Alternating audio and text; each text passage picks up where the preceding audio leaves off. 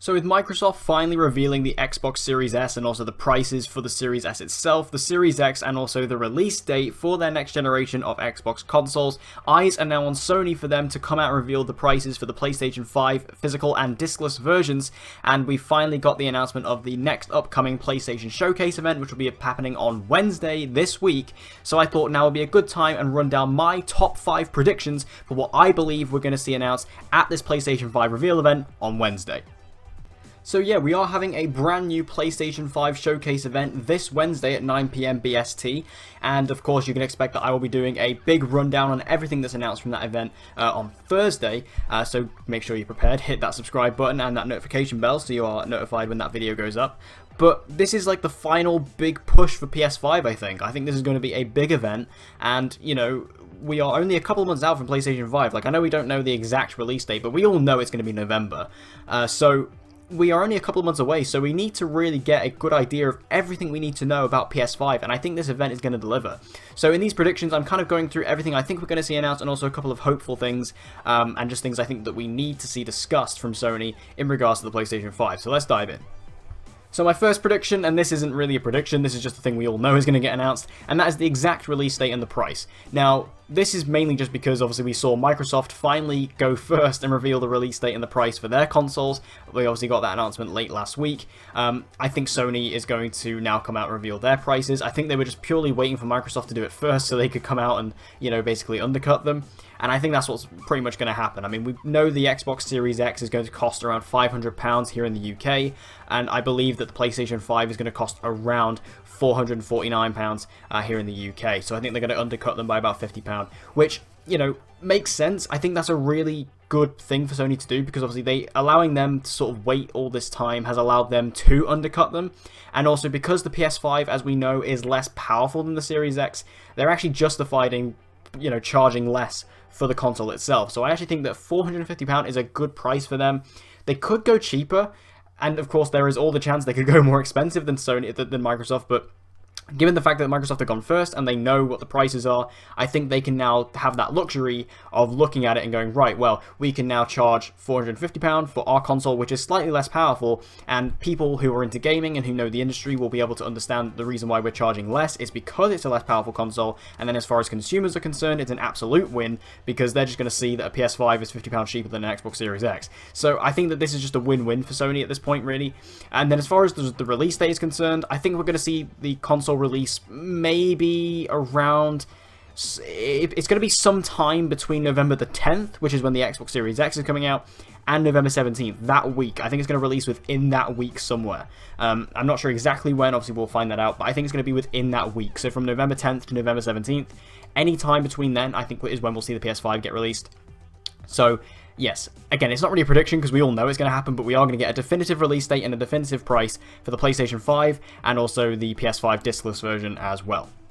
My second prediction is that Demon's Souls is going to be announced as a launch title. Now, of course, we did have Demon's Souls finally revealed at the last showcase event, which is going to be developed by Bluepoint, who have done a lot of fantastic PlayStation remakes, particularly on the PlayStation 4. They did Shadow of the Colossus, and they also did the Nathan Drake collection. So they've done some really great remasters and remakes for PlayStation so far, and their latest project, Demon's Souls, has been one that people have been waiting for a long time. Demon's Souls is a hugely popular game now, and of course it spawned the Dark Souls series and Bloodborne and Sekiro and all these other games from Software. So I think for them doing this launch title, I think it would make a lot of sense. You know, it's a remaster, it's something that people can get behind, it's something that people are excited about. So I think it makes a lot of sense for them to actually do this as a launch title. And this is also a bit more of a broad prediction, which is that I think we're going to see the launch lineup overall. Because that's one thing Sony hasn't been entirely clear on as of right now, is what the launch titles are for PS5. The only one we really know about is Miles Morales. We know that's going to come out holiday 2020, which basically means launch. So we're going to see that at launch. I also think Demon's Souls is going to be at launch, and I think the other game we can expect at launch is probably Godfall. So I think that those three games are our main launch titles, and then of course we do have all the third-party stuff as well, like Assassin's Creed Valhalla and Watch Dogs Legion and Cyberpunk and this, that, and the other. So I think that as far as the first-party launch title goes, I think Demon's Souls is going to be there. It's going to be announced as one alongside Spider-Man Miles Morales and also Godfall. I think there are major exclusives at launch for PS5.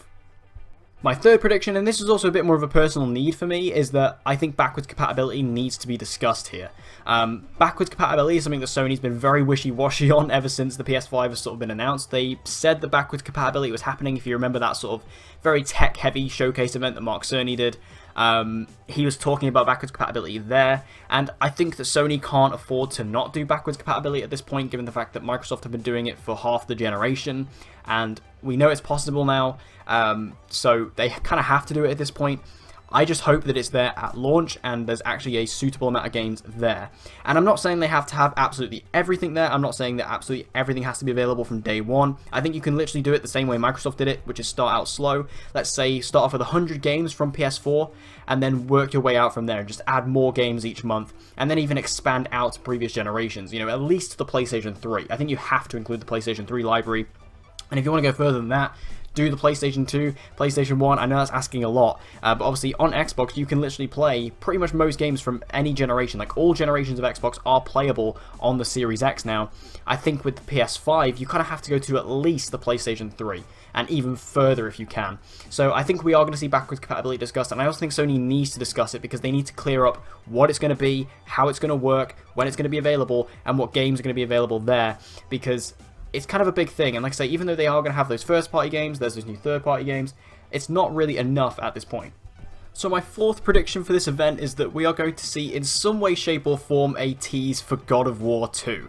Now, this is for a couple of reasons. I think that God of War 2 is obviously a PlayStation exclusive that I think a lot of people are extremely anticipating. God of War was a hugely successful game both critically and financially, and I think that this sequel is something that is just bound to happen from Sony Santa Monica. And, you know, I don't think it's going to be a huge tease, you know, I don't think we're going to see something on the level of the reveal trailer that we got for Horizon Forbidden West in the last showcase event, but I think it would be likely that we're going to see perhaps a tiny little teaser trailer like we got for Uncharted 4 back at the PlayStation 4 reveal event back in 2013, where we got that initial trailer when it was just called Uncharted.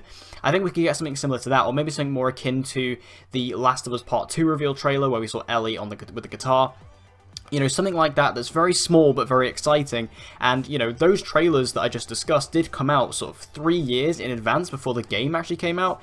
And God of War has probably already been in development for a couple of years already. So I think it's about time we could actually see a tease for this. And also Cory Barlog, who of course is the creative director behind God of War and is kind of the big spokesperson for Sony Santa Monica, has been hyping up this event.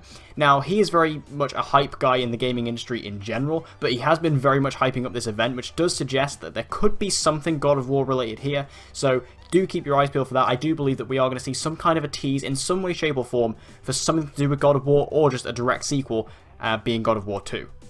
And my final prediction is that we're going to see a brand new studio acquired for PlayStation Studios. This is of course the new kind of brand of studios that PlayStation has opened up recently to kind of combat the Xbox game studios.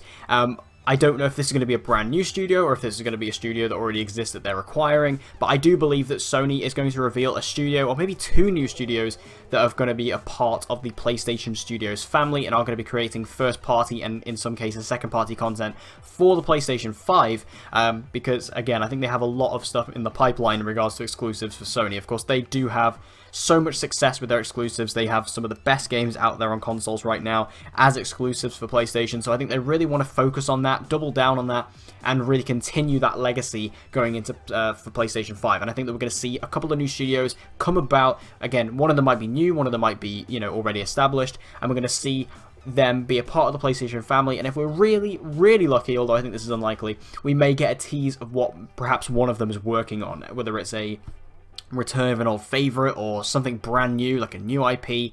We're going to see something, and I think that's going to be really exciting. So I do believe, for my 5th and final prediction, this is going to be a brand new studio acquired for the PlayStation Studios.